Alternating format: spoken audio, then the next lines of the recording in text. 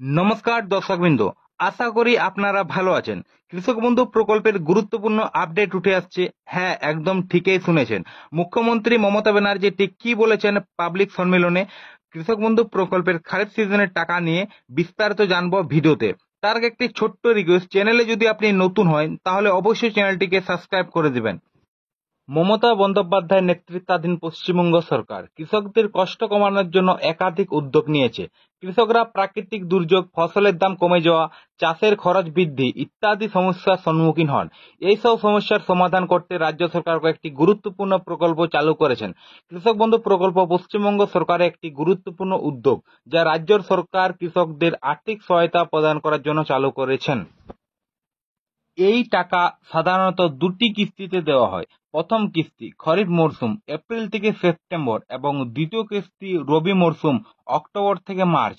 তবে এই প্রকল্পের সবচেয়ে হৃদয়স্পর্শী দিকটি হলো, যদি কোনো কৃষক 18 থেকে 60 বয়সী বছরে কৃষকের মৃত্যু ঘটে, তাহলে তার পরিবার পায় এককালীন 2 লক্ষ টাকা। আজ কৃষক বন্ধু প্রকল্পের বাংলার লক্ষ লক্ষ কৃষক পরিবারের জীবনের আশা হয়ে দাঁড়িয়ে উঠেছে। এই প্রকল্প প্রমাণ করে কৃষক শুধু উৎপাদন নয়, তিনি সম্মানের যোগ্য। আর তার এই সম্মান দিতে প্রস্তুত আজকের বাংলা সরকার। কৃষক বন্ধু প্রকল্পের টাকা কবে আসবে?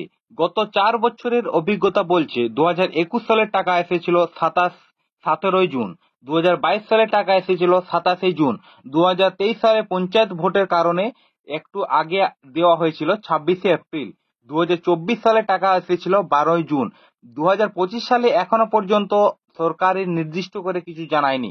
তবে বিশেষ সূত্রের খবর অনুযায়ী 20 মের পর থেকে টাকা পাঠানোর প্রক্রিয়া শুরু হতে পারে।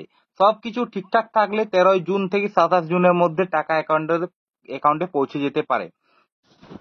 20 মে একটি পাবলিক ডিস্ট্রিবিউশন বলে একটি প্রোগ্রাম হতে পারে।